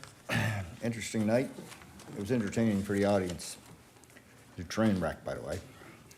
2 weeks ago, I stood here Mr. and Kehoe, shared please be information. respectful with your comments. Comments like train wreck, it's not helping. As long as it's not part of my Please. 3 minutes, Your Worship. No, it's not part of your 3 minutes, but Can I'm I continue? asking you with respect Can I to be continue? respectful. Can I continue? Respectfully, yes, you My can. 3 minutes start now. Your 3 minutes start now. Go ahead, 2 weeks please. ago, I stood here and shared information obtained from a Freedom of Information request that demonstrated the CAO misled you with respect to negotiations on a Mr. compensation. Kehoe, you can't continue, please. Why not? I need a ruling from the chair, and I would ask you to check with the solicitor. Why can't I continue? Because it's a It derogatory was in the minutes of the comment. meeting. These are his words. Go to the solicitor for a ruling. You're wrong. You're wrong on this. This is not your authority to do. My 3 minutes gets reset. Talk to the solicitor. Mr. Kehoe, I'm chairing this meeting, and I'm asking you to be respectful with your comments. Please go ahead. This is as respectful as I can be, considering what I've seen here happening tonight. Again, my 3 minutes starts now, and I would appreciate no further interruptions. As long as you're respectful, please go ahead. So in any case, the mayor, on your agenda tonight is a report from an independent lawyer. Can we speak to that? Which suggests the mayor was less than truthful to you as well. 2 weeks in a row, CEO and mayor identified as not being truthful in front of this council. The mayor attracted a scathing rebuke from fired CAO Kelly Rice's lawyer, putting the mayor and the town on notice if the mayor continues to make these false statements, they may initiate legal action to recover from the mayor personally, as well as the town. Councillor Savage and Gerard were on that last council. You said nothing. As an aside, to demonstrate the gravity of this situation, consider this one comment alone that Kelly Rice supplied to the previous council before they fired her, and I quote, "In one of her fits of anger, the mayor threatened to trip a staff member so she would smash her face." This is what you're supporting with your 4 votes? At this point, apparently we have a mayor and a CAO who have no issues coming into a taped council meeting and misleading you on facts. Why would they think they can get away with that? Well, I'll tell you. 4 councillors, Savage, Gerard, York, and Huntley, have supported the mayor at every opportunity over the last 2 years. 5-2 voting is a joke in this town now. It is clear to all of us watching that the mayor and CAO will say or do anything to convince these 4 to support the mayor's ego-driven agenda. As of tonight, you 4 councillors should consider yourselves on notice. The citizens of Kentville want an end to these ego-driven lawsuits. If you 4 do not take the necessary steps to mitigate existing lawsuits and not allow new ones, the citizens of Kentville at some point in the future may try to hold you 4 financially accountable. Personally, if I have any sway over the next council, I will be encouraging them to investigate the possibility of recovering money spent on lawyers from you 4 personally, because we have provided all the facts that you should need to right this ship. Remember, you make council decisions in front of a camera, and we will be watching. Thank you. I don't like those snickers. That's not professional. Please, Mr. You Kehoe? heard me. She was snickering at me. That's not professional. Mr. Kehoe, Call her out please. on it. I Code of did- conduct. Mr. Kehoe, you are out of order. Yeah. So Mr. is she when I- she's snickering at me. It's on camera. You want to review the camera? Has the live feed been restored, Kate? Yes. You're on camera snickering at me. Apologize. Hi, I'm Marcia. I live on Acadia Drive in Kentville. Here we go again. Part of my disappointment with most on council is not one of you 5 appear to be making independent decisions.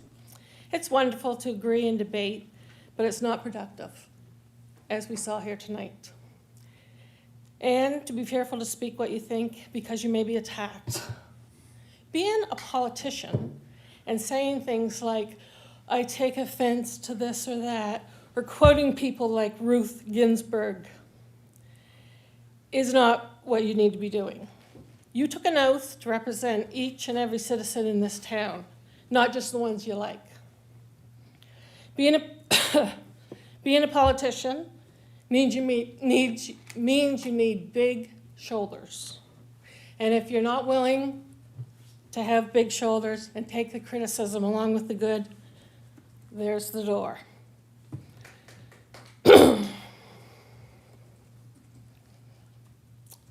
The other thing is, 4 or 5 of you are also going, I believe, this summer to Toronto to an FCM meeting.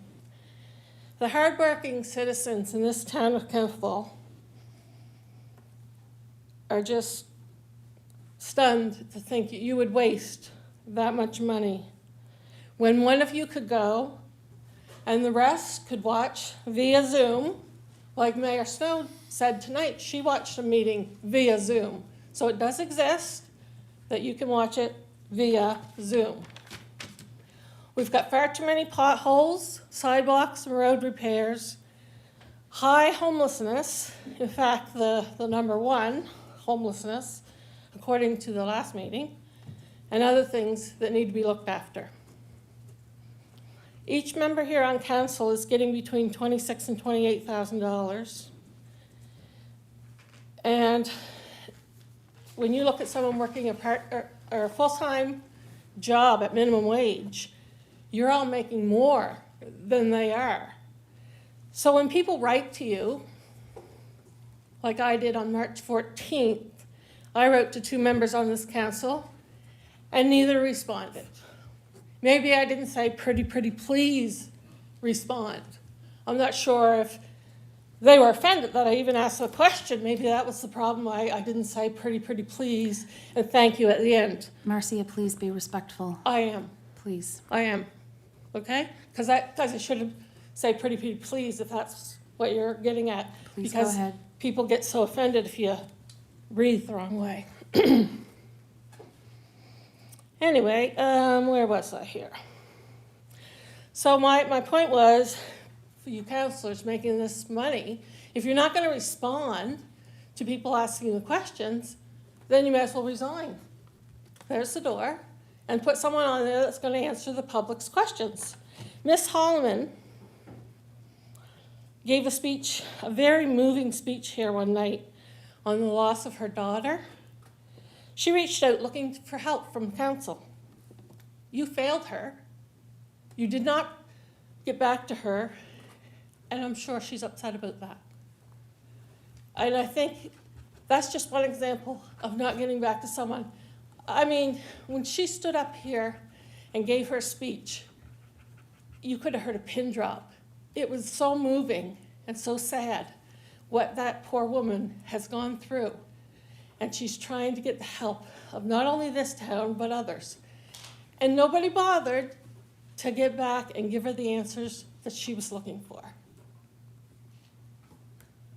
It's just sad, and you need to stop the excuses. Do your jobs. That's what you are paid to do by the citizens of this town. Thank you.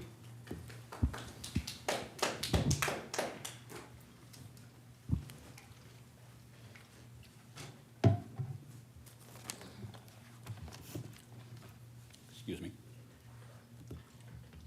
Just water, I think. Good evening. Mark Rogers, 427 Park Street, Kentville. I wanted to speak this evening on some observations that I've made while attending or watching council meetings over the past term. As a preface to those comments, however, and a bit of a backdrop, I want to go through very quickly the recent, I'm looking for something and I do apologize, the recent motion that was drafted by council regarding the Birchall McDougall investigation into the code of conflict. The code of, you know what I mean. Conflict? Conduct. Code of conduct against the mayor. This council needs to work together better. This council needs to listen to us as the citizens and make balanced, honest decisions that you can stand by and go to sleep at night. The motion that you put forward states that council apologizes to Councillor Zabian for allowing Mayor Snow's comments, which breached the code of conduct, to proceed without objection at the February 28, 2022 meeting of council, and confirms that council will strive to be respectful in its future dealings with each other. That hasn't happened yet tonight. I didn't hear a single council member apologize, and I haven't seen a whole lot of respect here this evening. I'm sorry. It goes on to say, and further, sanction the mayor by release of the December 15, 2022 Charles A. Thompson report with the meeting package for the council meeting March 27, 2023. Sanction the mayor by releasing the report. I read the report. It says that the mayor met several definitions of harassment in her comments that evening. So what council has done is sweep harassing comments under the table.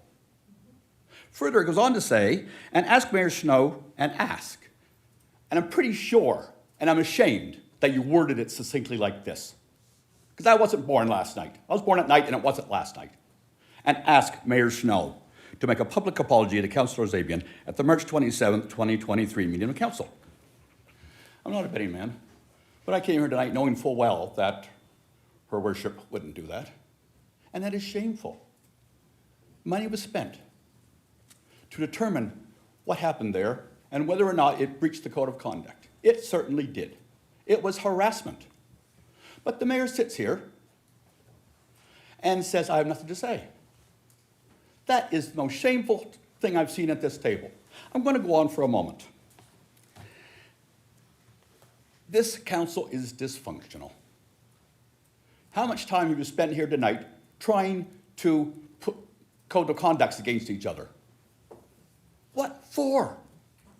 As Councillor Zabian said, let's just answer the questions, work on behalf of the public and move forward. That's what you're paid to do. That's what my taxes pay you to do. That's what everybody watching, everybody here's taxes pay you to do. The infighting needs to stop because you're not doing it in a vacuum. I'm not sure it was a great idea to make it live stream. Yes, it was. But now there's a lot of people worldwide that watch this infighting. And I'm ashamed that this is my council. Personal vendettas. If you have nothing to hide, then work with each other for the betterment of our town. Thank you. Block voting. What's this 5-2 thing? We know what it is. I'm pretty darn sure that everything that comes out of Councillor Maxwell's or Councillor Davian's mouth is not a bad idea. I'm also pretty darn sure that everything that comes out of the mayor's mouth is not a great idea.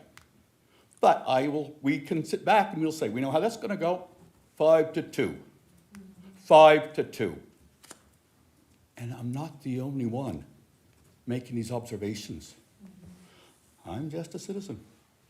I'm retired, I'm trying to relax, but I'm watching this council saying, this is my town. You have to do better. When citizens as respected as Cyril White write to council and ask a letter to be read at the meeting, and is not even given the courtesy of a response, there is something terribly wrong. Rather than waste our time and your time and energies blocking information, creating false narratives that honestly a child can see through, I demand that my council take on the town of Kentville's business seriously, or 2024 there will be a reckoning. Thank you. Thank you. Are there any further comments from the public? Nope? Okay. The council has several matters concerning legal and personnel which must be conducted in a closed session. We require a motion to go into the closed session to discuss the agenda items. We will not be returning to Facebook Live for completion of the meeting or adjournment. Can I have somebody move to go into the closed section? Mayor Snow, Councillor Huntley, all in favor? Motion carried.